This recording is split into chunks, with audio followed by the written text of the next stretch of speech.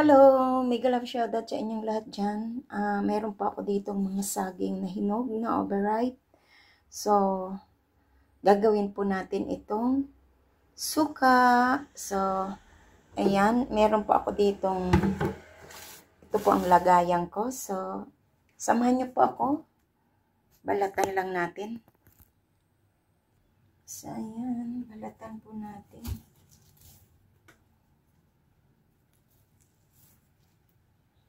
Sobra na siyang hinog. Ayan, mga overripe na saging. Iwain ko lang siya ng ganito.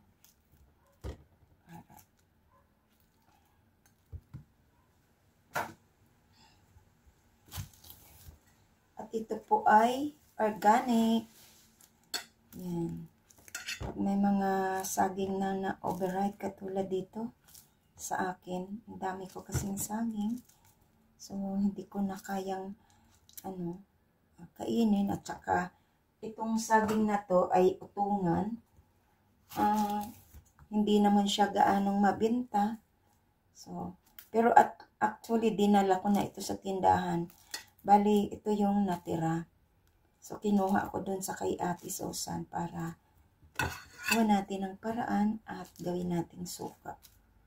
Yan. Ang iba na binta, pero ito.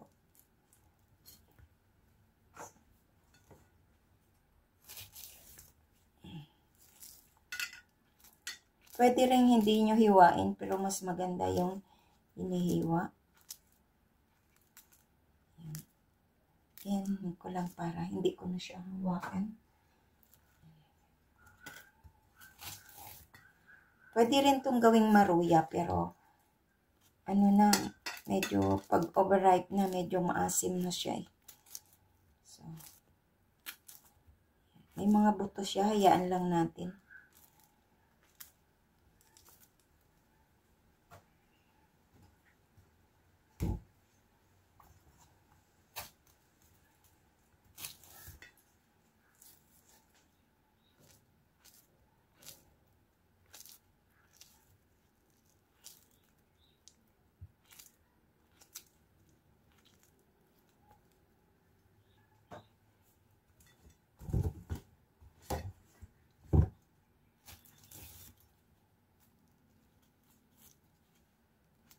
Ganda ng kulay niya. Oh. Ganyan talaga ang kulay ng utungan. Medyo yellow. Ayan. Sobrang ganda. Malalaki. Mas malalaki siya sa saba.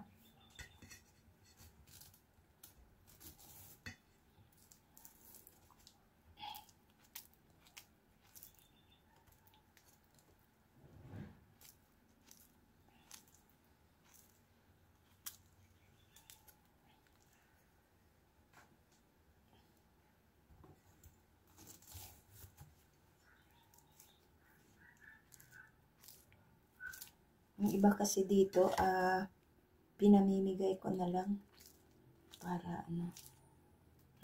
din tayo, makashare din tayo sa ating kapitbahay. Paminsan-minsan. Ayan siya.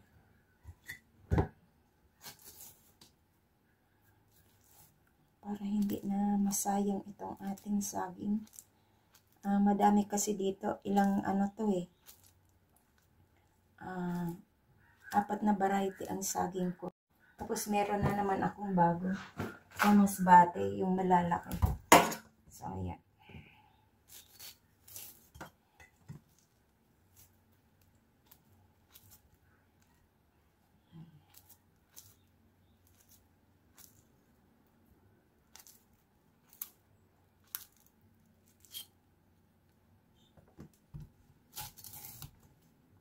Madami to.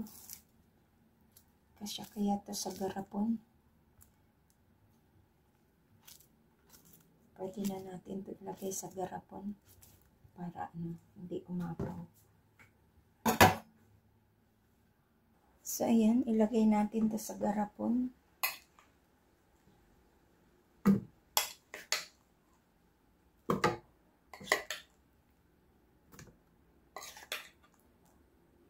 Yung mga saging kasi may buto, minsan wala naman. So, hayaan lang kasi pagkatapos nito,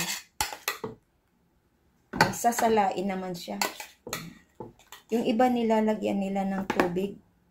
Pero ito sa akin, better not to put, dapat hindi lagyan ng, ng tubig para, talagang, siya.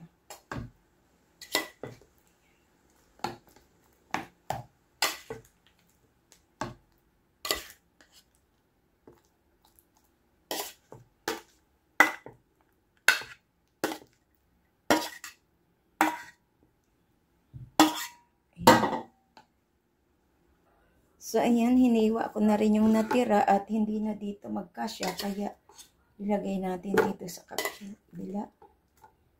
Ayan. Ang dami kasing saging.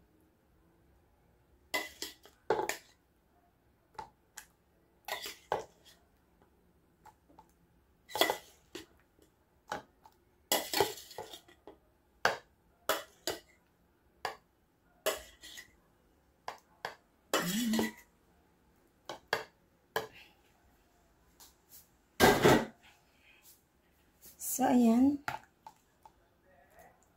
Yan. So, ayan. Tatakpan po natin. Yung iba po ay nilalagyan nila ng tubig. Ang sa akin hindi. Yan. Dalawa bali. Ayan. So, ilalagay ko po ito doon sa maiinitan doon sa may bintana at antayin ko daw ito ng mga 1 month. Ayan, 1 month. So, ayan na. Dito ko po ilagay sa medyo labas para mainit-initan katabi dito sa bintana. Aking mga tanim. So, ayan. Abangan natin after 1 month. The next day. Hello po. After 1 week, ito na po ang ating na-slice na hinog na banana na ginawa natin na suka. So, ito na po siya. Ayan. Maasim. Matapang ang asim. At ito naman ang isa.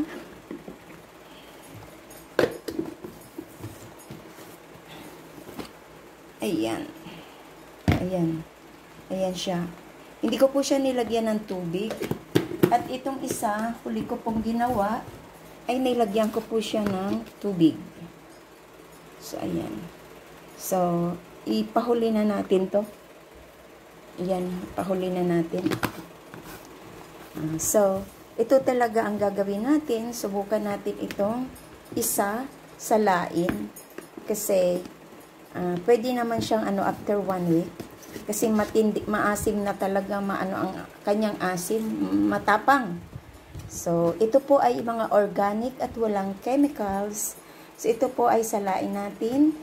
Gamit tayo ng tela. So, ayan po. Gagamit po tayo ng strainer. At ilagay po natin dito. Unahin po natin itong isa.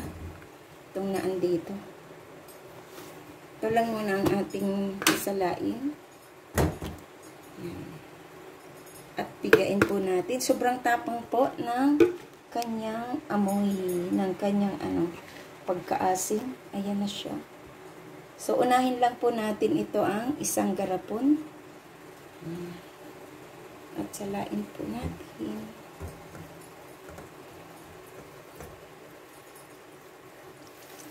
So, ayan na po ang ating nasala. At sadya natin ilagay ang ating napigang suka.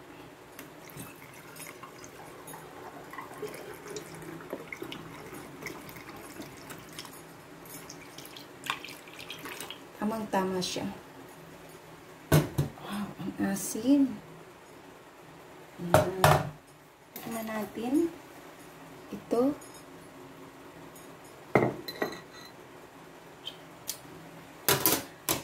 Ay, ang sarap maging suka. Ang sarap po. So, ayan na po ang ating banana vinegar. Napaka-organic. At sobrang sarap talaga. Masarap talaga siya. Kung may mga wala pa siyang chemicals, o diba? Talagang as in, lang talaga siya, yung saging. At wala siyang halong water. Pero ito may dinagdagan ko ito ng water. Ito wala. So, yung una lang natin, yun lang ang ginagawa. So, ito, tingnan natin. Kasi, sobrang, na nito asim. Sobrang ng asim. So, ngayon ko lang na, na pwede palang gawing suka ang saging. Ayan. So, pag meron tayo dyang mga saging na malapit na yung overripe na, pwede po natin siyang hiwain, ilagay natin sa bote, at after 1 week lang po, pwede na po nating gawing vinegar. Ayan. So, salamat po sa inyong panonood. This is Lori Tornea Vlog. Ay nakagawa po tayo ng suka mula sa ating saging. Ayan, sa mga may tanim na saging dyan, kung marami kayong saging at hindi na maibenta, pwede po nating gawing suka at pwede po siyang maging business. Ayan, at sobrang organic. Ayan, diba? Magkano ito? Magkano na ang vinegar ngayon? Mahal na. O, diba? Ang sarap niya. Tingnan mo. Sobrang asim pa. So, yan. Yan o. Salain lang po, salain. So, hindi pa yan. At pagkatapos nito, ilagay natin sa bote. Mag-aano pa siya, mag-aasim pa siya. Hanggang kung ilang siya, magstay siya dyan. Lalo pa itong aasim. So, ayan. So, salamat po sa inyong panonood. This is Lori Tornea Vlog. Thank you and bye-bye.